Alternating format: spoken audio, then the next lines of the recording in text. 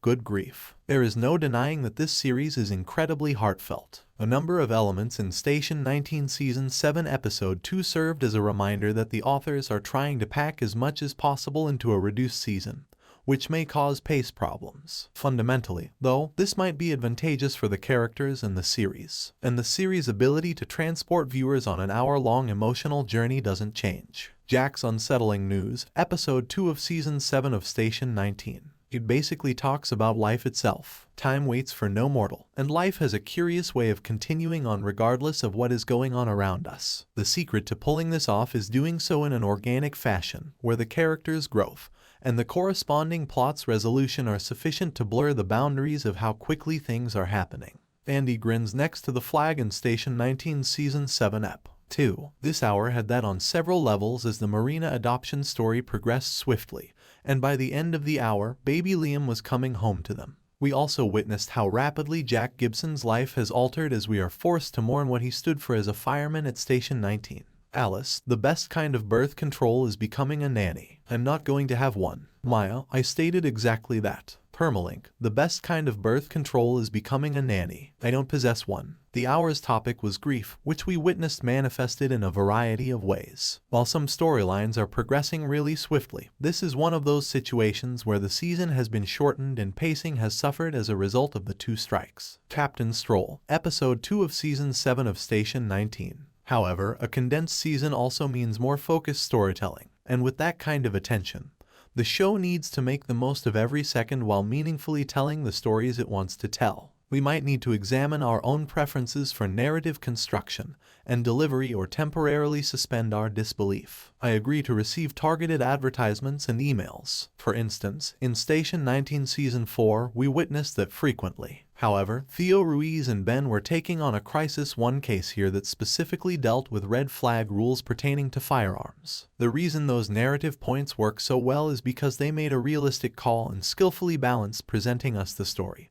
and the topics they wanted to explore with outlining every detail. Reassuring Connie that he isn't attempting to take away Sam's freedoms or judge her or him. Warren does a great job trying to win her over. Tall. Station 19 Season 7 Episode 2 Theo and Beeb on a crisis. He wasn't attempting to get into a political argument about guns with her or her son. Their goals, along with Theo's, were to make sure Sam didn't blow things out of proportion and damage her, their neighbor and his dog, or Sam himself. Ben felt compelled to quickly convey to Sam how serious things were and that he could endanger himself and others if he didn't get the assistance he needed. When he was at his most combustible, he was already hitting his mother, and things were only getting worse at the rate he was going. There seemed to be no simple answer or remedy, and the situation felt realistic. Not even Connie starting the red flag paperwork is a fix for the issue. Episode 2 of Season 7 of Station 19. Running the clinic tall. Sadly, they won't be able to stop Sam from doing anything if he manages to obtain firearms in another way. But the first step is to make it more difficult for him to just kill or maim someone or something. Additionally, following Ryan's terrible demise, the police are useless on Station 19, as is normal. The attending officer's statement that the only thing they could do for Sam was write a citation for firing his gun in a residential neighborhood didn't come as a surprise at all. Sadly, it was not surprising that his personal prejudice kept him from taking Weevil Navarro. That is, Francis Capra, you will always be Weevil to me, my darling. Really, because his dog, which was similarly the target of bias, looked scary. Children at the Clinic, Episode 2 of Season 7 of Station 19. Even the microaggressive remarks were the casual, offhand remarks individuals make and are exposed to on a daily basis, so they didn't browbeat the point home. And if Sam doesn't receive assistance and no one in a position of power takes any action to restrain his urges, there's a chance that they will return the call in the future. However, it's also possible that we won't find out if this call is successful, which is both reasonable and unsettling. However, that's a reflection of the world we live in, which is why the plot has such resonance. You understand Connie and that she's essentially grieving the son she used to have before he turned into this, regardless of who they are and what people think. Cliffhangers that left us in complete Ostart gallery. You can also feel sympathy for this enigmatic mother, even though you don't know what her objectives are with her daughter Nina. No, it bothers us to see beloved characters, like Karina DeLuca, attacked. She and Maya seemed to be receiving everything they wanted, and they had worked so hard to reach a point in their lives where they are pleased. But now that everything was starting to come together, Karina is being sued by a former patient. It's unlikely that this is the last time we see this mother because, after all, a million tiny things she is portrayed by Christina Moses, and it seems unfortunate that she will only appear as a guest star in one episode. Tall Alice is treated by Karina in Station 19 Season 7 Episode 2. You want to be upset that Karina is being sued by this woman even though we know that she probably did nothing wrong. Naturally, we are unaware of the specifics of this lawsuit and the reason behind Karina's name. However, we believe it has something to do with her child's prognosis. This woman seems to be a single mother who has dedicated her entire life to taking care of her crippled daughter, based on her conversations with Sullivan. And they're basically making hints about the kind of caregiver stress and burnout that comes with taking care of someone. It's a difficult topic to discuss when you have to watch out that it doesn't turn into ableism or other issues. Station 19 Season 7 Episode 2, Marina at the clinic, tall. However, if she is a single mother, the financial and emotional burden of raising her beloved kid is reasonable.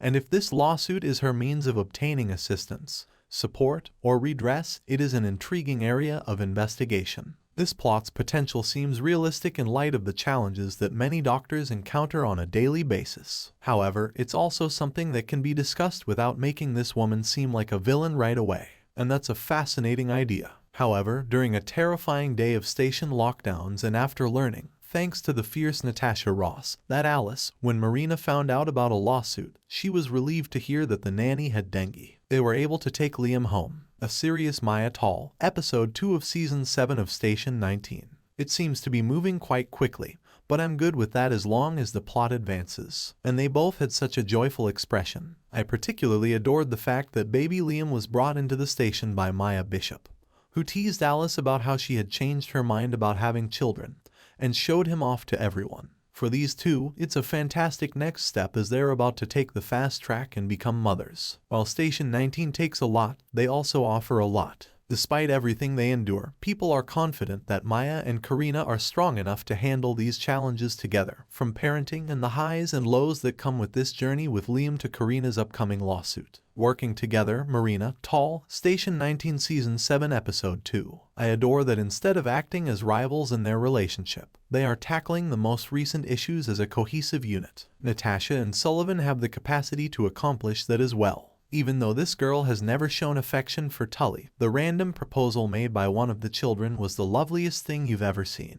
Furthermore, I adore how Ross is making Sullivan earn it. Putting in the work instead of diving in headfirst is a better method to make sure this is something they both genuinely desire and think is possible. Notes for passing. Episode 2 of Season 7 of Station 19. Overall, both had excellent installments. Natasha and Andy handled the whole panic wonderfully, and Natasha's dengue save was amazing. And Sullivan performed admirably at the clinic and in times of crisis, so it's hardly shocking that Andy put him on clinic duty after taking his patronizing, mansplaining advice. It highlights that despite prior conflicts, the group is a family and interestingly appends the dynamics between the individuals. Sullivan would eventually collaborate directly with Karina more frequently, but I'm looking forward to that because, in spite of some of their conflicts, they're a strong squad. Sullivan with a child of Station 19. Beckett's involvement with Vic Hughes for Crisis 1 excites me as well. You can judge me all you want, but I'm a big fan of the grumpy, sunshine dynamic, and this team is among the most interesting to emerge in a few seasons. Vic's charisma and charm captivate everyone,